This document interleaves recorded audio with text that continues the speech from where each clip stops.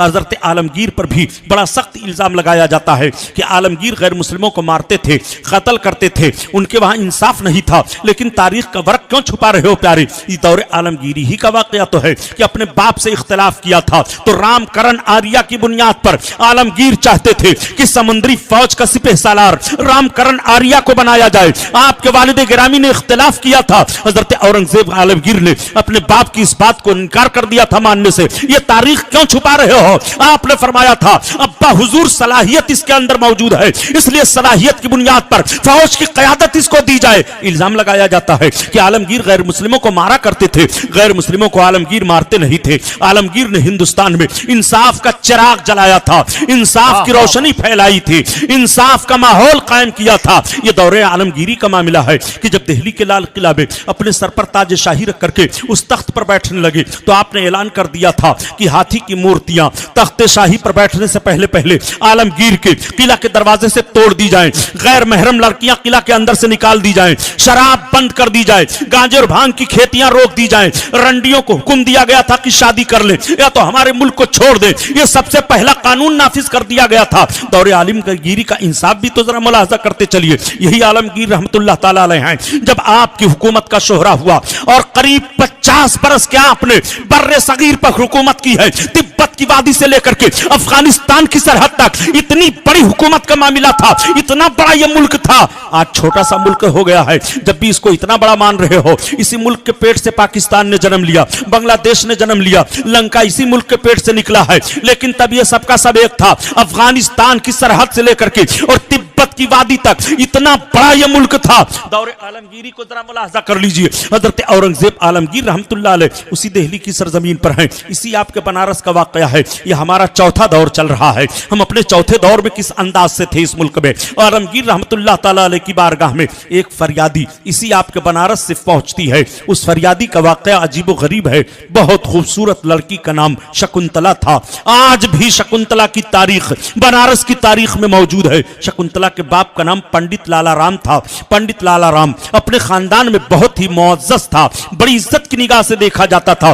दौरे आलमगीरी में जब इब्राहिम कोतवाल इसी आपके बनारस की सरजमीन पर भेजा गया था, उसने देखा था और यह सुना भी था कि सुबह बनारस शाम अवध, बनारस की सुबह बड़ी खूबसूरत होती है और अवध की शाम बड़ी अच्छी होती है। उसने जब देखा यहाँ के हुस्न पर तो उसको नफ्स ने धोखा दे दिया। उस जालिम ने न जाने कितनी कन्याओं की आबरू लूट ली। उसके कुछ ऐसे दलाल फिट हो गए कि हसीन हसीन खूबसूरत लौंडियों को उसके बंगले पर पहुंचा दिया करते थे।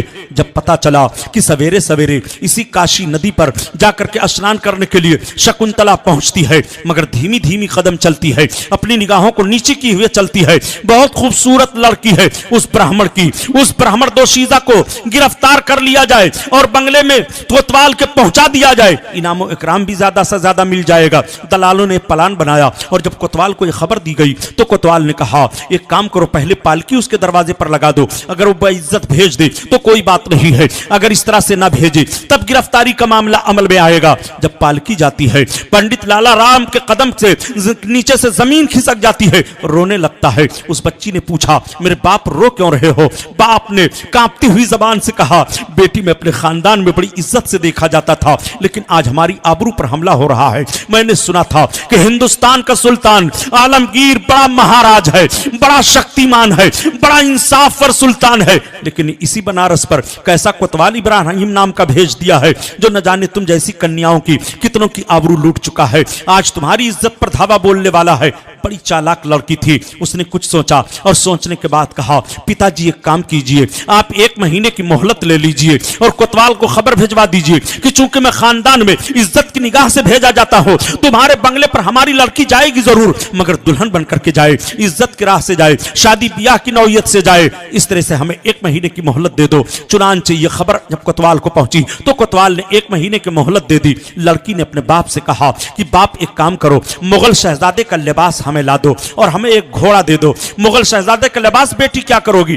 बाप कुछ पूछो नहीं, मैं जो करना चाहती हूं मुझे करने दो, तब हमारी इज्जत बच पाएगी। मुगल शहजादे का लिबास बाप ने मंगवा दिया। उस शहजादी ने लिबास मुगल शहजादे का पहना, घोड़े पर सवार हुई। रात के सन्नाटे में इसी बनारस से वो लड़की चली थी और एक हफ्ता चल करके दिल्ली जामा मस्जिद पर पहुंची थी। जामा मस्जिद के पास पहुंच करके एक किनारे खड़ी हो गई। सुल्तान का तरीका यह था कि जुमा की नमाज पढ़ने के लिए जब किला से निकलते थे तो नक्कारा बज जाता था कि शहंशाह हिंद नमाज अदा करने के लिए आ रहे हैं। भिखारियों की लाइन लग जाती थी, मजलूमों की लाइन लग जाती थी, फरियादों की लाइन लग जाती थी। सुल्तान की यह आदत थी कि नमाज पढ़ करके जब निकलते थे तो भिखारियों और मजलूमों की फरियादों को सुनते हुए जाते थे और सबको देखते हुए जाते थे। किसी का इंसाफ वहीं कर देते थे, किसी को दीवाने आम में बुलाया जाता था, किसी का इंसाफ देखभाल करके किया जाता था। इस तरह से सुल्तान ने हफ्ते में जुमा का दिन बाद नमाज जुमा मुतय्यन कर लिया था। फरियादियों की लाइन में एक मुगल शहजादा भी मजलूम बन करके खड़ा हुआ है।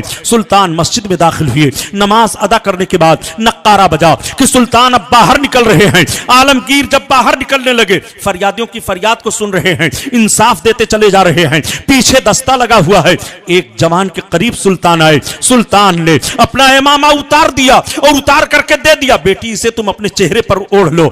अल्लाह अकबर इतना कहना था कि अगल बगल के लोग देखने लगे कि हम तो समझ रहे थे एक मजलूम शहजादा हमारे बगल में खड़ा हुआ है, मगर सुल्तान इसको कह रहे हैं बेटी इस चादर को ओढ़ लो और ले आओ। दीवाने आम से हट करके इस बच्ची को लाया जाए। चुनांचे उस बच्ची को ले जाया गया। सुल्तान फरियादियों की फरियाद को सुनते हुए जब दीवाने आम से हट करके हरम में गए और जाकर के बैठते हैं, उस बच्ची को सामने बुलाया। बच्ची की आंखों से आंसू गिर रहे हैं। सुल्तान ने कहा बेटी अपने आंसू को पोंछ लो, बताओ तुम्हारे ऊपर मुसीबत कैसे आई है, तुमने ये भेष कैसे बदल लिया है। उसने लरसती हुई जबान में कहा महाराज मैं आबरू की भीख मांगने के लिए आई हूं। सुल्तान ने कहा बेटी जुमला बदल दो, आबरू की भीख नहीं मांगी जाती है, आबरू की हिफाजत की जाती है। बेटी तुम्हारे ऊपर मुसीबत कैसे आई है? तो उसने रो रो करके पूरी दास्तान को बयान कर दिया कि आपने जो कोतवाल बनारस में भेजा है, इब्राहिम नाम करके न जाने कितनी कन्याओं की आबरू लूट लिया है और हमारी आबरू पर हमला करना चाहता है। 1 महीना की मोहलत लेकर के मेरे बाप ने मुझे आपकी खिदमत में भेजा है। ए महाराजा मेरी इज्जत बचाई जाए। सुल्तान की आंखें भीग जाती हैं। सुल्तान ने कहा इस बच्ची की खिदमत की जाए और इस बच्ची को बहिफाजत कई घोड़ों के साथ इसको हिफाजत के साथ बनारस पहुंचाया जाए। चौकियों पर ताकीद कर दी गई और सुल्तान ने कहा बेटी तुम्हारी इज्जत की हिफाजत की जाएगी। तुम्हारे बाप ने वादा क्या किया है? हमारे बाप ने वादा यह किया है कि 1 महीना के बाद हमारी बेटी दुल्हन बन करके कोतवाल के बंगले में जरूर जाएगी। बेटी तुम दुल्हन बन जाना, कोतवाल की पालकी में बैठ जाना, कोतवाल के बंगले पर जरूर जाना, तुम्हारी इज्जत की हिफाजत की जाएगी। बेटी सुनती रही शकुंतला। बहिफाजत वो चल करके जब आकर के बनारस पहुंची, रात के सन्नाटे में अपने माँ बाप को रो रो करके पूरी दास्तान को बताया। माँ बाप ने कहा बेटी ये तो पहले मैंने कहा था कि तुझे दुल्हन बना करके उसके बंगले पर भेजा जाए, तो सुल्तान ने भी तो यही कहा है, तेरी हिफाजत सुल्तान कैसे करेंगे? लड़की बड़ी चालाक थी। उसने कहा मेरे बाप मैंने गिन लिया है 14 मरतबा मुझको सुल्तान ने बेटी कहा है और जो सुल्तान 14 मरतबा बेटी कहे मुझे यकीन है कि मेरी आबरू की हिफाजत करेगा और किस अंदाज से करेगा ये तो आने वाला वक्त बताएगा। मगर सुल्तान ने जो कह दिया है मुझे दुल्हन बनाइए, मुझे पालकी में कोतवाल की पालकी जब आ जाए तो जरूर मुझे बैठाइए, सुल्तान के खिलाफ ना कीजिए। माँ बाप राजी हो गए। वो तारीख आ जाती है बंगले पर जाने के लिए कोतवाल के। शकुंतला को दुल्हन बना दिया जाता है, पालकी लगा दी जाती है। शकुंतला भीगी पलकों की छांव में जाकर के पालकी में बैठ जाती है। उसके कारिंदे उठा करके कोतवाल के बंगले पर पहुंचा देते हैं। कोतवाल बहुत खुश है, आज बड़े इनाम इकराम बांट रहा है। पूरे बनारस की सबसे ज्यादा खूबसूरत लड़की आज उसके बंगले पर आई हुई है। सुल्तान का इंसाफ जरा मुलाहजा करिए। तारीख का जनाजा निकालने वालों तुम्हें लम्हे फिक्रिया देता हूं कि कब तक भारत की तारीख तुम छुपाते रहोगे, कब तक भारत पर इंसाफ का जनाजा भारत का निकालते रहोगे। अगर गैरत का 40वां हिस्सा भी बतौर खैरात है तो इस तारीख को मंजर आम पर लाओ। मुसलमान जालिम नहीं होता है, मोमिन इंसाफ दिलाता है और इंसाफ करता है। अल्लाह अकबर। आज कोतवाल का आलम यह है कि कोतवाल मुट्ठी भर भर करके पैसे लुटा रहा है। तब तक एक फकीर सामने गया, कोतवाल हमें भी कुछ दे दीजिए। कोतवाल ने एक मुट्ठी पैसा लिया और उसके दामन में डाल दिया। फकीर ने दामन को छोड़ दिया, पैसा नीचे गिर गया। उसने डांटा, कहा पैसा नीचे तुमने गिरा दिया। कहा कोतवाल साहब और दे दीजिए। एक मुट्ठी पैसा और डालना चाहा, फकीर ने दामन छोड़ दिया, नीचे नीचे पैसा गिर गया। जब तीसरी बार यह हरकत हुई तब तक फकीर ने एक थप्पड़ खींचकर कोतवाल के चेहरे पर मारा और अपने एबा के बटन को तोड़ दिया। अब सामने कोतवाल देख रहा है तो सुल्तान आलमगीर खड़े आए। तब तक 200 गुदड़ी में छुपे हुए लाल निकल आए। 200 सिपाहियों को अपने लिबास में रखा था, वो सबके सब आ गए। सबके हाथ में तलवारें आ जाती है। कोतवाल को गिरफ्तार किया जाता है, ऐलान कर दिया जाता है गिरफ्तार करो, गिरफ्तार करो। तब तक इब्राहिम कोतवाल सुल्तान के कदम पर गिरना चाहता है, कदम को खींच लिया सुल्तान ने। इस जालिम को गिरफ्तार किया जाए। गिरफ्तार किया जाता है। इसी बनारस के चौराहे पर ला करके इब्राहिम कोतवाल को सजा दी जाती है। और कैसी सजा दी गई थी आप लोगों को तारीख का हवाला मालूम होना चाहिए। हाथी मंगवाए जाते हैं और दोनों हाथियों के दोनों पांव उसके बांधे जाते हैं। हाथी को दौड़ाया जाता है, उसकी टांगें फट जाती हैं, गला काट दिया जाता है। सुल्तान ने ऐलान कर दिया ऐसे जालिम की सजा इस तरह से दी जा रही है।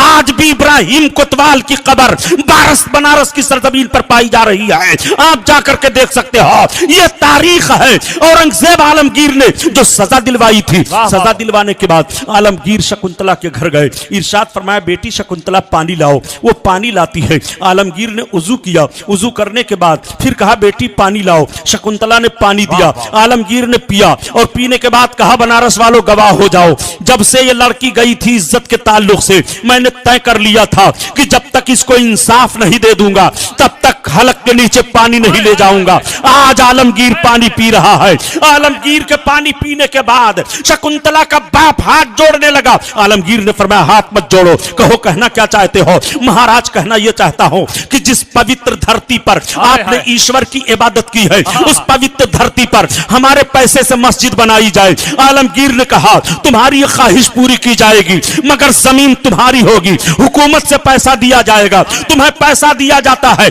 और मस्जिद तामीर की जाती है। आज भी धरेरा की मस्जिद मौजूद है। यह आपके बनारस की तारीख रही है। जब शकुंतला को इंसाफ दिया गया तो मस्जिद वजूद में आ रही है, इबादत गाहें महफूज हो रही है। यह कौन सा तरीका है कि तुमने हमारी मस्जिद को शहीद किया, हमारे मस्जिद को तोड़ा है, हमारी मस्जिद की बुनियाद को उखाड़ा है। इंसाफ पर तो मस्जिद तामीर हो रही थी। शकुंतला की तारीख भारत की सरजमीन पर आज भी तुम्हें पुकार रही है कि मस्जिदों को तोड़ो नहीं बल्कि मस्जिदों को सजाओ, मस्जिदों की हिफाजत करो, तब यह मुल्क महफूज रहेगा, तब यह मुल्क सलामत रहेगा।